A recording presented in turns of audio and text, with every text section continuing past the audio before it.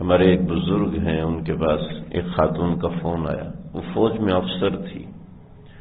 Phone آیا اور کہا کہ میں جب سے آپ کی مجلس میں آنا شروع ہوئی ہوں تو مجھے دین پڑھنے کا شوق پیدا ہوا ہے، تو میرا شوہر جو ہے وہ مجھے پڑھنے نہیں دیتا، تو کوئی وظیفہ بتا دیں۔ تو کہنے لگے کہ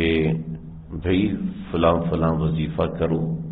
کہ یہ وظیفہ میں پہلے سے کر رہی ہوں، تو پھر ایسا کرو کہ اس کو میرے پاس بھیجو، میں ان کو سمجھاؤں گا، سکھاؤں گا کہ کس طریقے سے معاملہ کرتے ہیں، دین کتنا اہم ہے سیکھنا، خاص طور پر خواتین کے لیے دین سیکھنا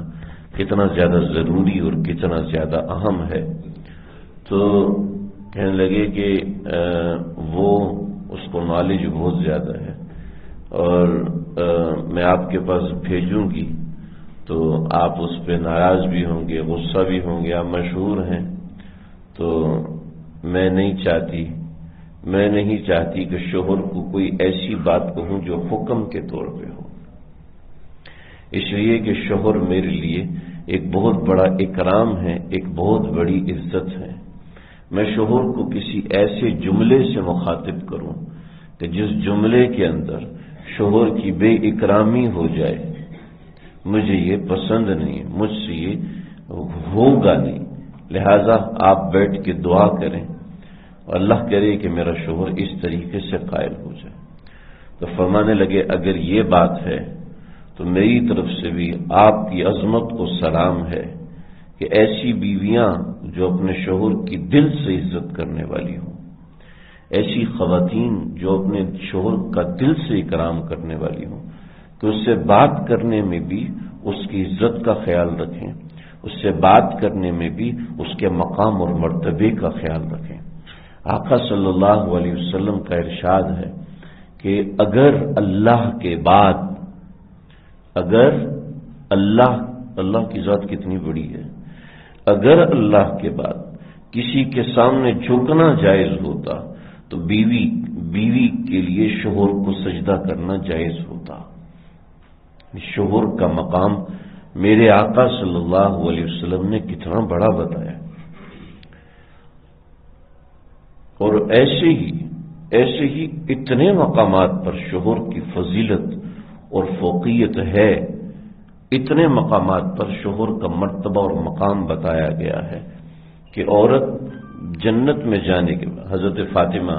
رضی اللہ تعالی عنہا ایک مرتبہ اما عائشہ صدیقہ، حضرت میمونہ، حضرت ام سلمہ، حضرت جویریہ ان کے درمیان بیٹھی ہوئی تھی، تو کہنے لگیں، سب سے بات کر رہی، کہنے لگی کہ آپ کے ابا تو فلاں ہیں، آپ کے ابا تو ایسے ہیں، آپ کے ابا تو میرے ابا کے امتی ہیں، لیکن میرے ابا محمد عربی صلی اللہ علیہ وسلم ان جیسا باپ کوئی نہیں، ان جیسا والد کوئی نہیں، ان جیسا خیال کرنے والا کوئی نہیں۔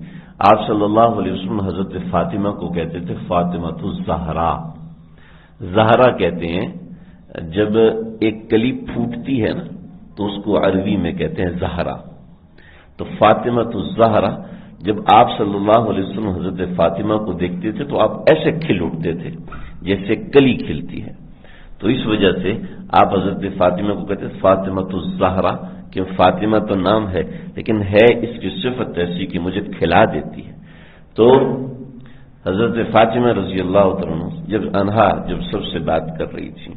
تو حضرت عائشہ آخر میں بولی، علم و حکمت کا سمندر اما عائشہ کہنے لگی کہ فاطمہ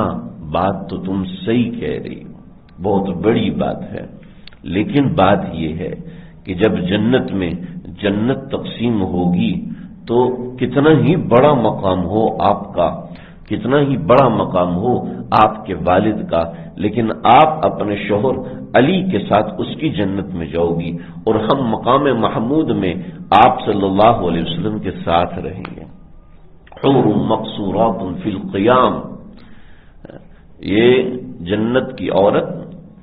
حوروں کی سردار بن کے مرد کے استقبال کے لیے پہلے جنت میں بیٹھی ہوگی، کہ اللہ نے عورت کو یہ مقام دیا ہے۔ میں